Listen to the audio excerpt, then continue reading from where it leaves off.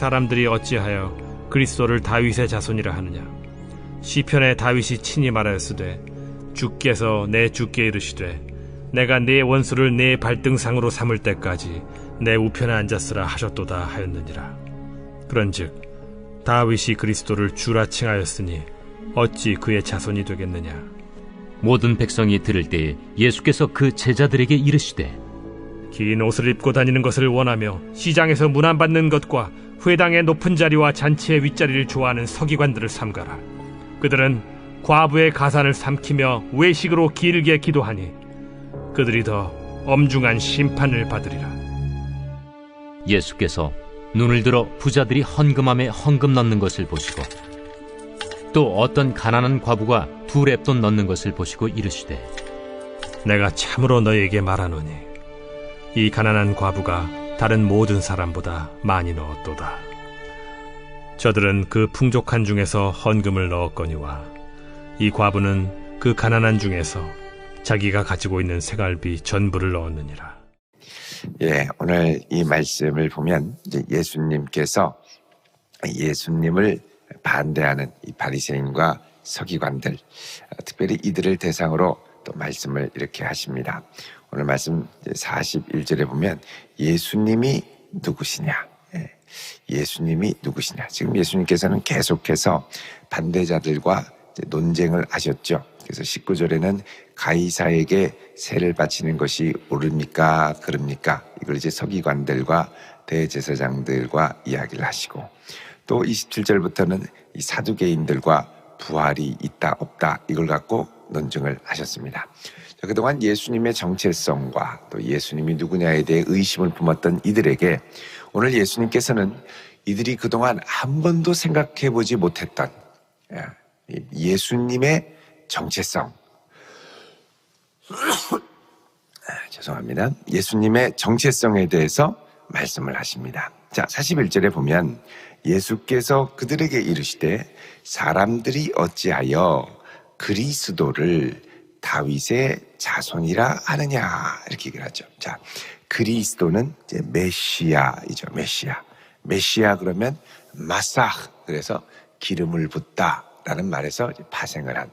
그래서 이게 이제 수동형으로 기름 부음을 받은 자다 이런 의미가 되죠. 그래서 예수님은 기름 부음을 받은 자, 다윗의 후손으로 기름 부음 받은 자는 왕이요 선지자요 제사장의 역할을 감당해서 다시 이스라엘을 회복하고 참된 왕이 되실 다윗의 영광을 회복하실 분으로 많은 이들이 기대를 했습니다. 그래서 이들의 기대를 갖고 자꾸 예수님을 낮춰보려고 하는 이 마음, 그러니까 예수님이 다윗의 자손이지 다윗보다 높지는 않다 이런 생각이 있었습니다. 근데 그때 예수님께서 시편 110편 1절에 다윗이 고백한 이 시편의 기도를 두고 이렇게 얘기를 하십니다. 자, 42절에 시편에 다윗이 친히 말하였으되 주께서 내 주께 이르시되. 자, 여기서 이제 이 표현을 잘 이해해야 되는데 주께서라는 말은 여호와 하나님을 가리키는 것이고요.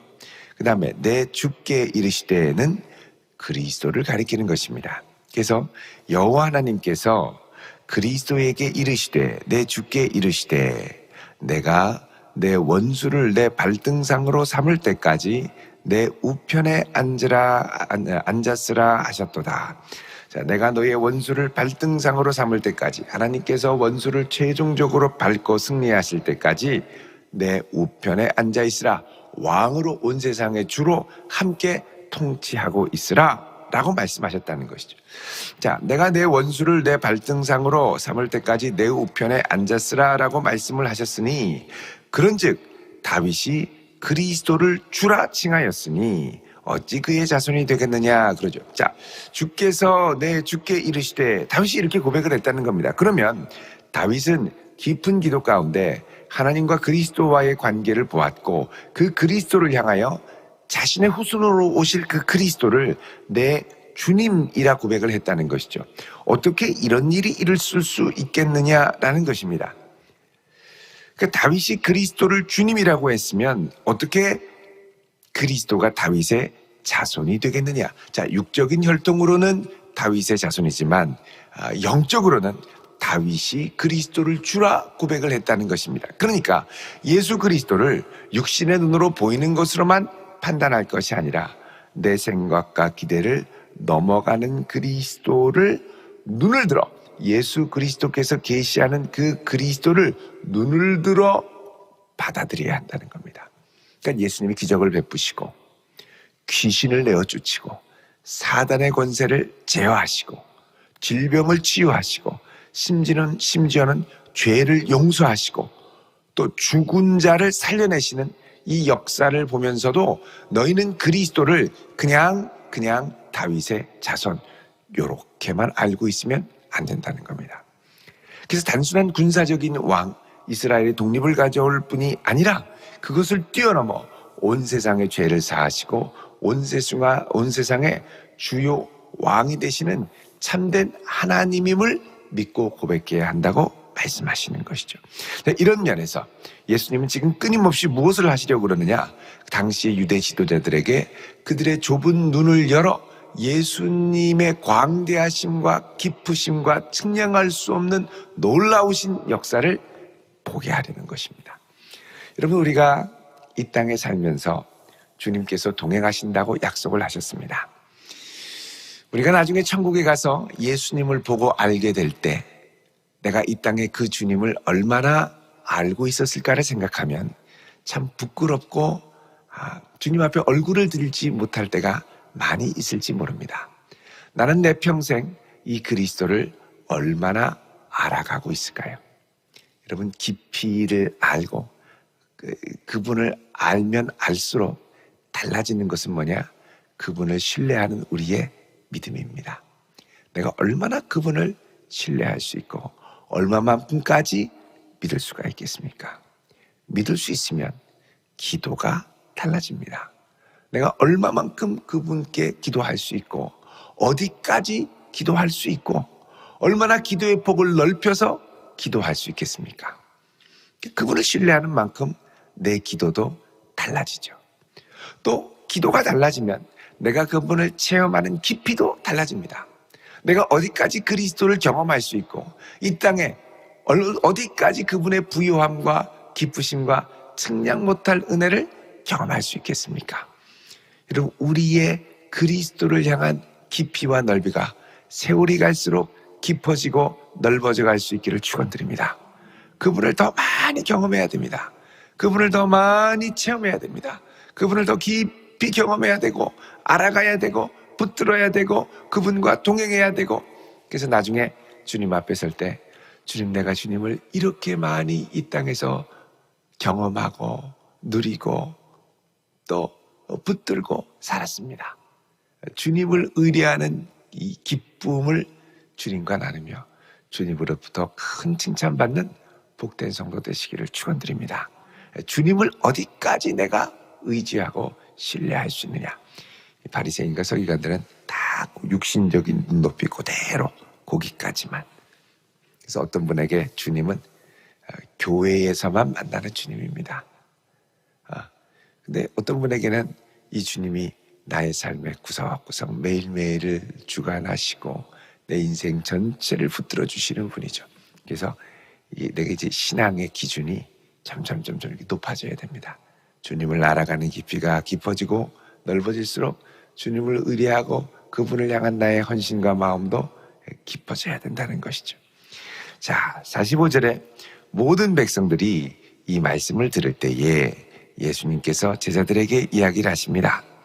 긴 옷을 입고 다니는 것을 원하며 시장에서 문안받는 것과 회당의 높은 자리와 잔치의 윗자리를 좋아하는 서기관들을 삼가라 그러죠.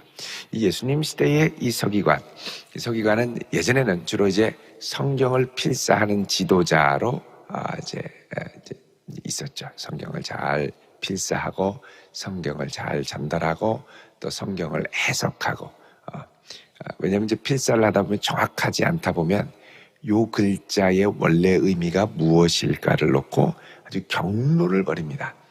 그리고서 그 한자 어구를 딱 정해서 단어를 기록하고 넘어가죠. 그러니까 100% 정확한 게 아니라 이게 이제 99.999% 정도가 정확합니다. 필사를 하면 서기관들이.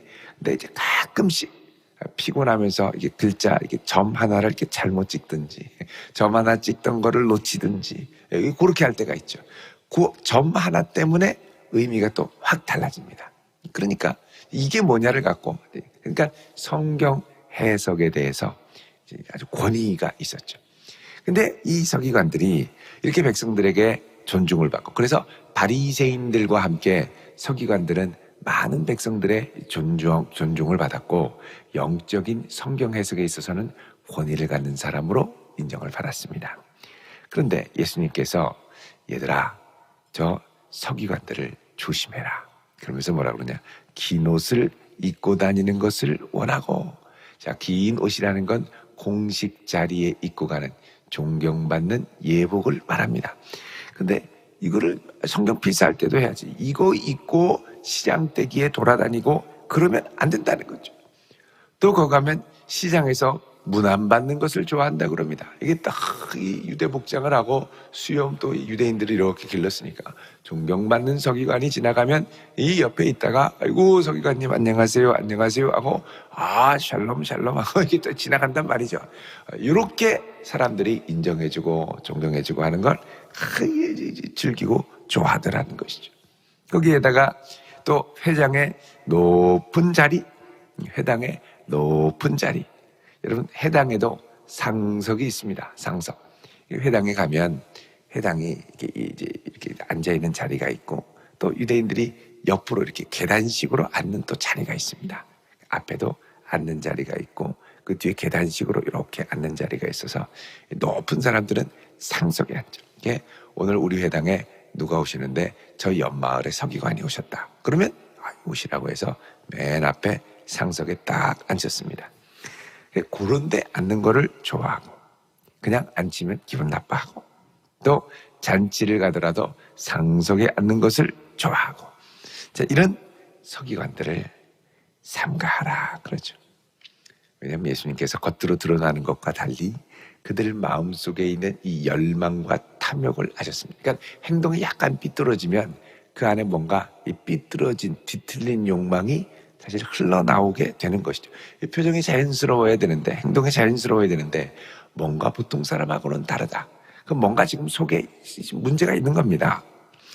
자, 그래서 47절에 그들은 이렇게 함으로 이 존경과 사회적인 지위를 이용해서 과부의 가산을 삼킨다. 자, 과부의 가산을 삼킨다. 여러분, 이 서기관들은 이제 이 과부 같은 경우는 남편이 죽으면 이제 이 재산, 남편의 재산을 이제 제대로 이어받지 못할 수가 있습니다. 특히 자녀가 없으면 이 자녀에게 아버지의 유산이 넘어가야 되는데, 이 계대 결혼이 되지 않으면 이게 자녀를 잊지 못하면 이 남편의 유업이 거의 둘째에게로 2배로 장자의 몫으로 넘어가는 것이죠. 그러니까 이게 참 고민입니다. 이걸 어떻게 해야 되느냐. 근데 이때 서기관들이 내가 율법에 따라 잘 처리해주겠다. 그래서 가산을 받고, 또 과부 같은 경우는 남자가 내던 1년에 정기적으로 내던 성전세들, 또 율법에 따른 박하와 근채와 해양의 11조들 이런 것들을 다 계산하는데 잘 모른단 말이죠. 내가 알아서 잘 관리를 해주겠다. 그래서 자산관리 서비스를 우리보다 2000년 앞서 시행했던 게 이 서기관들이 자산관리 서비스를 딱 포트폴리오를 짜서 알아서 할 테니 맡겨라. 그리고 보수를 아주 세게 받아요. 보수를 세게 받고, 그리고 이렇게 착복을 하는 거죠. 몇 년 맡기고 갔더니 자산이 반토막이 나는 겁니다. 이게 뭐라고 그러냐면 이 과부의 가산을 삼킨다. 또 가산을 삼키는데 기도는 또 왜 이렇게 청산유수처럼 길게 잘하세요? 외식으로. 주님이 아셨죠. 저게 마음으로 하는 게 아니라 사람들한테 보여주려고 길게 외식으로 한다. 여러분, 유대인들 기도하는 거 보면 진짜 경건하게 보여집니다. 이 가면 이 상이, 이런 보면대 같은 상을 놓고 성경을 놓고 막 또 이제 테필린 감고 메주사 감고 기도하는데 이 사람들도 흥이 있어가지고 그냥 가만히 가만히 기도하는 게 아니라 막 이렇게 흔들면서 기도해요. 이렇게 막 히브리 어로 막 샬라샬라 하면서 막 이렇게 기도해요. 막 이러고. 우리처럼 쥐야 이 정도까지는 아니지만 그래도 막 소리를 내면서 막 기도합니다. 야, 참 열심히 기도한다. 근데 보면 열심히 기도하는데 관광지에서 그렇게들 기도하세요. 그리고 옆에는 헌금함이 있습니다. 가면 이제 기도 열심히 하네. 이러고서 이제 헌금을 넣도록, 동전을 넣도록, 셰켈이죠. 성전 셰켈. 이거 열심히 기도하는 거죠. 그게 보고 야, 열심히다. 우리나라에 소망이 있다가 아니라 예수님은 저 외식으로 기도하는구나. 딱 아셨죠. 뭐라 그러냐. 더 엄중한 심판을 이들이 받을 것이다. 이렇게 얘기합니다. 그러면서 예수님께서는 중심을 보시는 분이라고 말씀을 하시죠. 1절에 예수께서 눈을 들어 부자들이 헌금함에 헌금 넣는 것을 보시고, 이게 이제 성전에서 일어났던 건데, 성전에는 이 헌금이 들어가면 이제 긴 관으로 이제 7군데, 8군데 정도의 이 금속 관이 있어서 이게 쭉 들어가서 가운데로 모이게 들어가서 여러 곳에서 여러 사람들이 동시에 헌금을 할 수 있도록 했습니다. 헌금함에 헌금을 넣으면 이게 땡그랑땡땡땡 하면서 이제 내려가는 거죠. 근데 이게 동전이 많이 있으면 수룩 하면서 내려가는데 이 100원짜리 한두 개 딱 들어가면 땡그랑땡땡땡땡땡 하면서 똑 떨어지는 거예요. 그 보면은 딱 소리만 듣고도 아이고 많이 하네, 아이고 적게 하네, 이게 딱 들리는 거죠.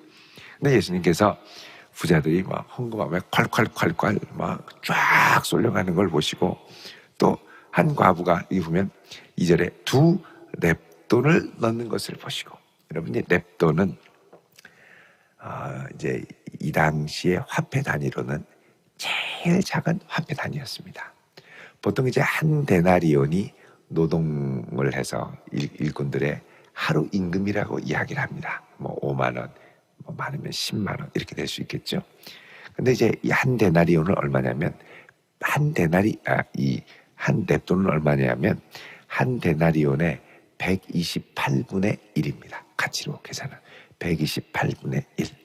그러면 이게 10만 원으로 계산하면 10만 원, 만 원, 1,000원, 100원이잖아요.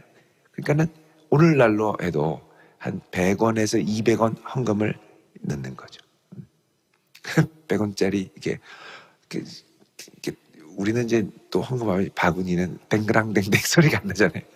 이 금속통에 땡그랑땡땡땡땡 하니까 이게 참.